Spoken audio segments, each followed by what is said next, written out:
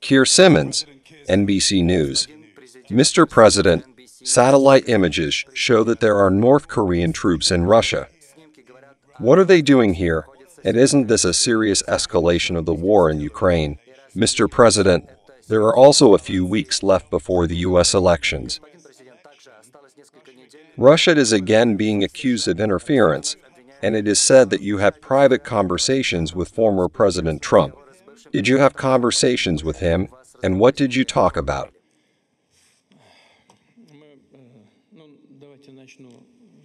Let me start with the first part of your question. Photos are a serious thing. If there are photos, it means they reflect something. I would like to draw your attention to the fact that it was not Russia's actions that led to the escalation in Ukraine. It was even publicly announced how much money the then U.S. administration spent on preparing and organizing this coup d'etat. Isn't this a path to escalation? And then we were deceived for 8 years when they said that everyone wanted to resolve the conflict in Ukraine by peaceful means through the Minsk agreements. Later, and you probably heard this too, a number of leaders of European states said directly that they were deceiving us because they used this time to arm the Ukrainian army. Isn't that true? That's true. The next steps towards escalation were that Western countries began to actively arm the Kiev regime. What did it come to? To the direct participation of NATO military personnel in this conflict. Because we know what and how is done when unmanned marine vehicles are launched in the Black Sea. We know who is present there, from which European NATO countries, and how they carry out this work. The same applies to military instructors, not mercenaries, but military personnel. The same applies to the use of modern high-precision weapons, including missiles such as ATACMS, Storm Shadow, and so on. Ukrainian military personnel cannot do this without space reconnaissance, target designations, and Western-made software, and only with the direct participation of NATO officers. As for our relations with the Democratic People's Republic of Korea, as you know, our Treaty on Strategic Partnership was ratified today, I think.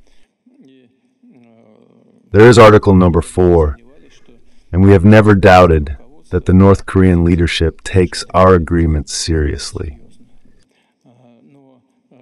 But what and how we will do is our business within the framework of this article. First, we need to conduct appropriate negotiations regarding the implementation of Article number 4 of this treaty, but we are in contact with our North Korean friends and we will see how this process develops. In any case, the Russian army is acting confidently in all directions. This is also well known. No one denies it. It is moving forward in all areas of the combat contact line.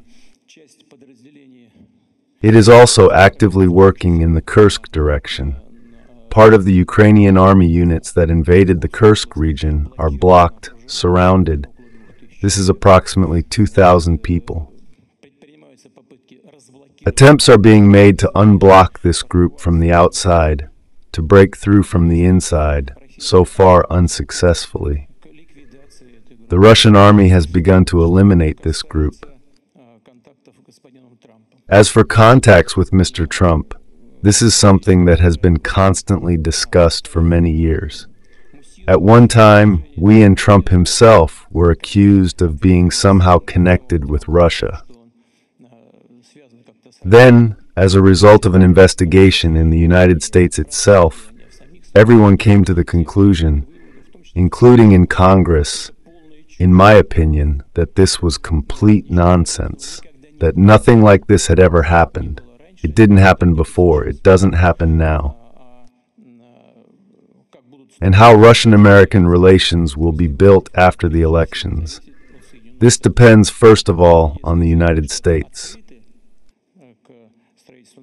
If the United States is open to building normal relations with Russia, then we will do the same. If they don't want to, no need. But this is the choice of the future administration.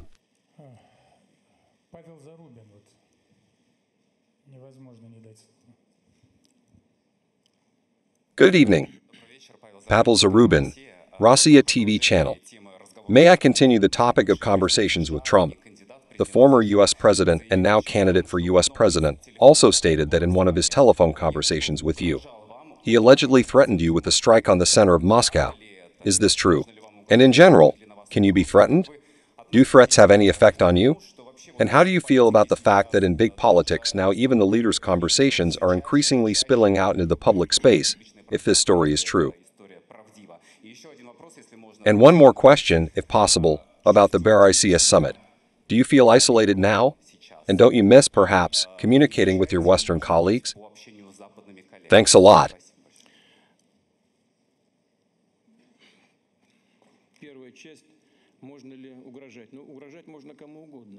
The first part, is it possible to threaten? You can threaten anyone. There is no point in threatening Russia because it only encourages us. But I do not recall such a conversation with Mr. Trump.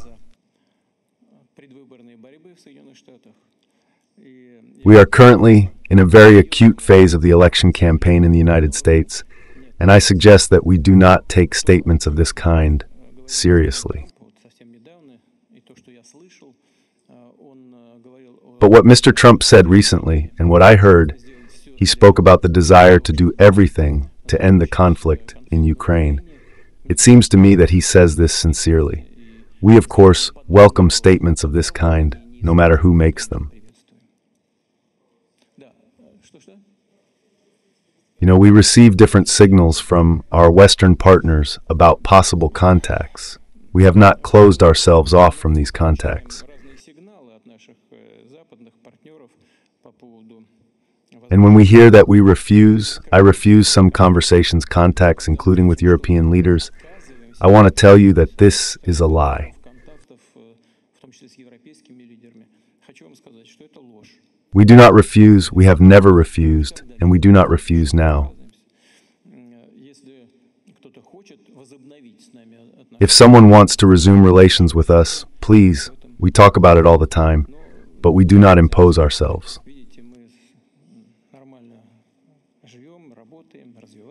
As you can see, we are living, working, and developing normally.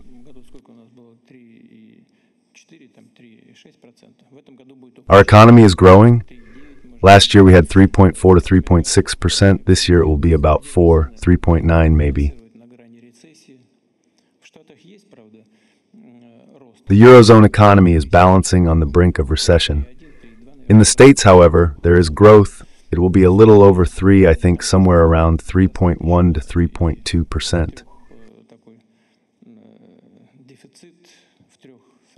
This is not bad actually, but still, there are enough problems there too, and a deficit in 3 key areas at once.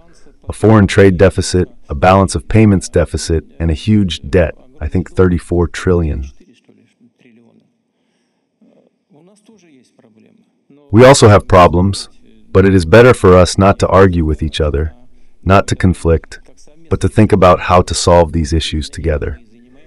This is exactly what we are doing within the BRICS framework.